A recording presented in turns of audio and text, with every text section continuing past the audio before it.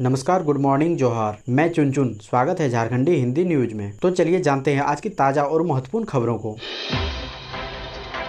आज की पहली और बड़ी खबर की बात करें तो मैट्रिक और इंटरमीडिएट की होगी पूरक परीक्षा। फेल और परिणाम से असंतुष्ट छात्र दे सकते हैं दोबारा परीक्षा। राज्य के मैट्रिक और इंटरमीडिएट में असफल रहे छात्र छात्राओं के लिए पूरक यानी सप्लीमेंट्री परीक्षा का आयोजन किया जाएगा। मैट्रिक और इंटरमीडिएट का रिजल्ट जारी करने के बाद ही झारखंड एकेडमिक काउंसिल ने इसकी तैयारी शुरू कर दी है। जो छात्र छात्राएं मैट्रिक और इंटरमीडिएट में पास नहीं कर सके हैं वे पूरक परीक्षा दे सकेंगे। छात्र छात्रा एक या दो विषय ही नहीं, अगर पांचों विषय में असफल है तो भी परीक्षा दे सकेंगे। वहीं जो छात्र छात्रा अपने रिजल्ट से संतुष्ट नहीं है, वे बेहतर परिणाम की इच्छा रखते हैं तो वे भी परीक्षा में शामिल हो सकेंगे। इसके लिए उन्हें शपथ पत्र के साथ अंक पत्र जैक को सौंपना होगा। इसके अलावा 2020 मैट्रिक की परीक्षा में पास वैसे छात्र छात्राएं जो 2021 में अपने रिजल्ट में सुधार का आवेदन किया था, वे भी इस परीक्षा में शामिल हो सकेंगे। जैक ने अगस्त महीने में इसके लिए शेड्यूल जारी करेगा। ऑनलाइन आवेदन लेने के साथ ही जल्द से जल्द परीक्षा का आयोजन किया जाएगा।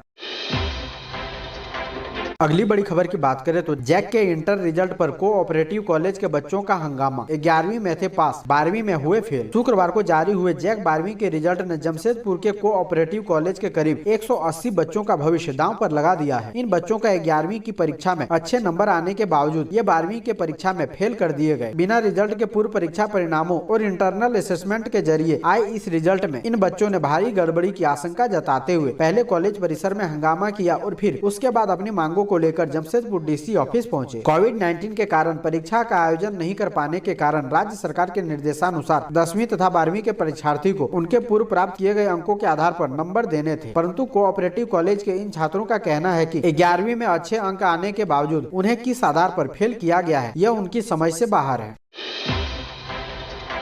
अगली बड़ी खबर की बात करें तो झारखंड में अब बड़े अपराधियों की खैर नहीं। खात्मे के लिए पुलिस ने बनाया स्पेशल सेल। झारखंड में अपराधियों का बढ़ा मनोबल पुलिस के लिए बड़ी चुनौती बन गया है। इसको देखते हुए पुलिस मुख्यालय ने संगठित अपराध पर नकेल कसने को लेकर स्पेशल सेल गठित किया है। यह सेल अपराधियों पर नजर रखने के साथ साथ जिला पुलिस की मदद से उन पर कार्रवाई कर रहा है। अलग अलग जिलों से अब तक 19 बड़े अपराधियों को गिरफ्तार किया गया है। झारखंड में पुलिस आपराधिक गिरोह पर बड़ी कार्रवाई की तैयारी में है। राजधानी रांची, धनबाद, रामगढ़, लातेहार, चतरा समेत दूसरे जिलों में आपराधिक वारदातों को अंजाम दे रहे गिरोहों पर कार्रवाई का आदेश डीजीपी नीरज सिन्हा ने दिया है। इसके बाद इन पर लगाम कसने के लिए पुलिस मुख्यालय की निगरानी में स्पेशल सेल का गठन किया गया है। दोस्तों, अभी तक वीडियो को लाइक नहीं किए हैं तो कृपया करके लाइक जरूर करें।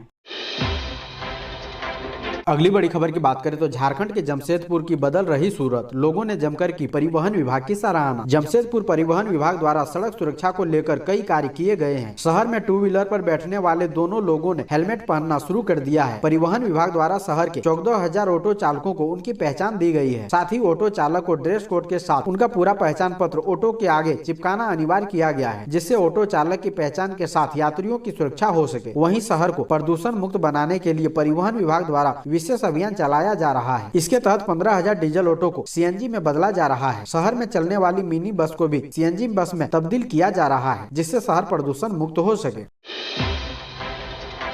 अगली बड़ी खबर की बात करें तो खाते में राशि होने के बावजूद उपयोग नहीं कर पा रहे हैं पशुधन विकास योजना के चयनित लाभुक। अधिकारियों में आपसी तालमेल नहीं होने व उदासीनता से मुख्यमंत्री पशुधन विकास योजना का लाभ स्थानीय लाभुकों को नहीं मिल रहा है। इस योजना के चयनित लाभुकों के खाते में राशि स्थानांतरित होने के बाद भी वे इसका उपयोग नहीं कर पा रहे हैं। ऐसे में ग्रामीणों को अनुदान पर पशु देकर स्वावलंबी बनाने वाली यह महत्वाकांक्षी योजना प्रखंड में ही दम तोड़ती दिख रही है। मजे की बात यह है कि यह योजना सेट नहीं बनने के कारण मार्च माह से लटकी है। वहीं अयोग्य लाभुकों से भी पैसे लेकर पशु शेड योजना देने का मामला पिछले माह लातेहार के चंदवा समेत अन्य प्रखंड से सामने आया था। इसके बाद उपायुक्त ने पूरे जिले में इसको रोककर जांच का आदेश दिया था।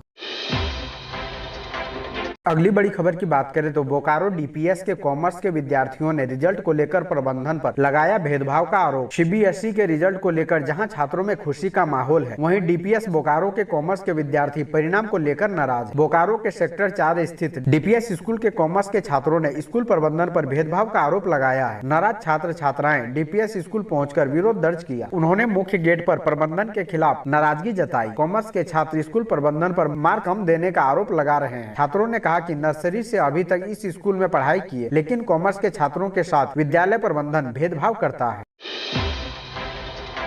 अगली बड़ी खबर की बात करें तो धनबाद मंडल कारा का रॉड काटकर 2 विचाराधीन कैदी फरार। अब उठ रहा है सुरक्षा पर सवाल। धनबाद मंडल कारा की सुरक्षा व्यवस्था को चुनौती देते हुए 2 विचाराधीन कैदी गुरुवार की देर रात सेल के वेंटिलेटर का रॉड काटकर फरार हो गए। सुबह सुरक्षा कर्मियों की नजर जब इस पर पड़ी तब मामले की जानकारी मिली और जेल प्रशासन हरकत में आया। घटना की जानकारी जेल सुपरिटेंडेंट से लेकर जिला के वरीय अधिकारियों को दी गई। मामले में धनबाद थाना में प्राथमिकी भी दर्ज कराई गई। मामले में जेलर रामाशंकर प्रसाद 2 वार्डन को सस्पेंड कर दिया गया है। इसके अलावा जेल सुपरिटेंडेंट के स्तर पर मामले की जांच के लिए एक कमेटी गठित की गई है। जेल प्रशासन ने बताया कि फरार दोनों कैदी अलग अलग पोक्सो एक्ट के आरोपी हैं। अगली बड़ी खबर की बात करें तो रघुवर दास ने कहा, स्टैन स्वामी के लिए सीएम सोरेन जितना संवेदनशील उतना जज के लिए नहीं। झारखंड के पूर्व मुख्यमंत्री सह भाजपा के राष्ट्रीय उपाध्यक्ष रघुवर दास ने कहा है कि न्यायाधीश उत्तम आनंद की हत्या के मामले में मुख्यमंत्री हेमंत सोरेन को जितनी तत्परता दिखानी चाहिए थी उन्होंने नहीं दिखाई। दास का कहना है कि जज साहब की मृत्यु पर सीएम ने वह संवेदनशीलता नहीं दिखाई जो उन्होंने देशद्रोह के आरोप में गिरफ्तार स्टैन स्वामी की बीमारी से हुई मौत पर दिखाई थी।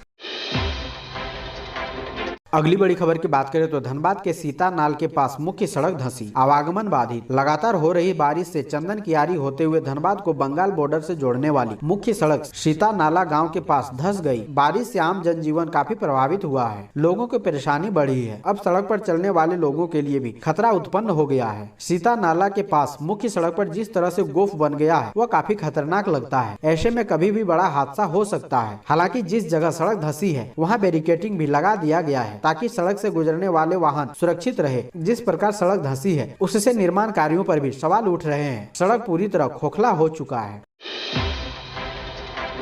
अगली बड़ी खबर की बात करें तो जिस भैरव सिंह से बीजेपी ने किया था किनारा आज उसे गले लगा रहे हैं बाबूलाल। मुख्यमंत्री हेमंत सोरेन के काफिले पर हमले के जिस आरोपी से बीजेपी किनारा कर रही थी वही बीजेपी आज उसे गले लगा रही है। भैरव सिंह के जेल जाने के बाद बीजेपी ने साफ कर दिया था कि उसका बीजेपी से कोई नाता नहीं है। आज उसी बीजेपी के बड़े लीडर बाबूलाल मरांडी भैरव सिंह को गले लगा रहे हैं। जमानत पर जेल से बाहर आने के बाद भैरव सिंह ने बाबूलाल मरांडी से मुलाकात की। पूरे उत्साह के साथ बाबूलाल और भैरव के बीच हुए मुलाकात का फोटो वायरल हुआ है। बाबूलाल के अलावा कई और नेताओं से भी भैरव ने मुलाकात की है। बाबूलाल और भैरव के मुलाकात पर जेएमएम ने कहा है कि अपराधियों का स्वागत करना बीजेपी का धर्म कर्म है। अगली बड़ी खबर की बात करें तो झारखंड में मूसलाधार बारिश से गिरा खपरेल का घर, 2 भाइयों की मौत, घायल मां पिता का चल रहा इलाज, मां की हालत नाजुक। झारखंड में लगातार हो रही बारिश से जनजीवन अस्त व्यस्त हो गया है। लातेहार में खपरेल घर गिर जाने से 2 भाइयों की मौत हो गई जबकि मां पिता घायल हो गए। मां की हालत नाजुक है। झारखंड के लातेहार जिले में 48 घंटे से हो रही मूसलाधार बारिश के कारण सदर थाना क्षेत्र की पेसरार पंचायत के कुलगड़ा गाँव निवासी राम सहाय उरांव का खपरेल घर गिर जाने से 2 बेटों की मौत हो गई जबकि राम सहाय उरांव और उसकी पत्नी चिंता देवी घायल हो गई जिनका इलाज सदर अस्पताल में चल रहा है। अगली बड़ी खबर की बात करें तो भागलपुर देवघर के बीच शुरू नहीं हो सका ट्रेनों का परिचालन। भागलपुर पुड़ैया हाट के लिए भी सीधी रेल सेवा नहीं। भागलपुर और देवघर के बीच ट्रेनों का परिचालन आज तक शुरू नहीं हो सका। रेल लाइन का काम पूरा हुए 6 साल बीत गए पर रेल सेवा शुरू नहीं हो सकी। जबकि बांका देवघर, भागलपुर बांका, बांका दुमका, हंसडीहा के बीच ट्रेनों का परिचालन शुरू हो चुका है। इधर कोरोना के कारण बंद पड़ी 6 पैसेंजर ट्रेनों का परिचालन भी 1 अगस्त से शुरू हो जाएगा। भागलपुर बांका, भागलपुर दुमका और हंसडीहा दुमका हंसडीहा का परिचालन शुरू होगा।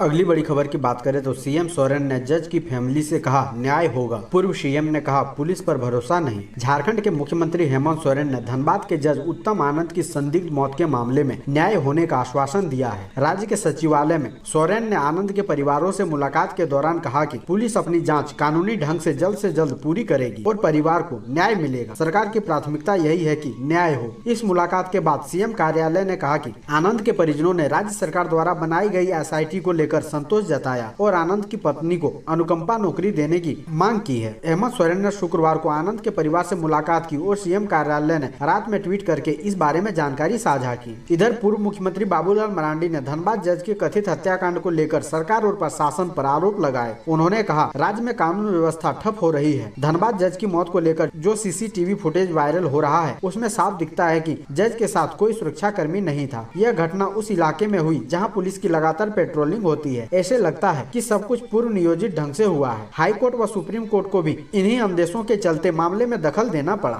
ऐसे ही महत्वपूर्ण खबरों को जानने के लिए हमारे चैनल को सब्सक्राइब जरूर करें। अब हमें दीजिए इजाजत, मिलते हैं अन्य महत्वपूर्ण खबरों के साथ। धन्यवाद।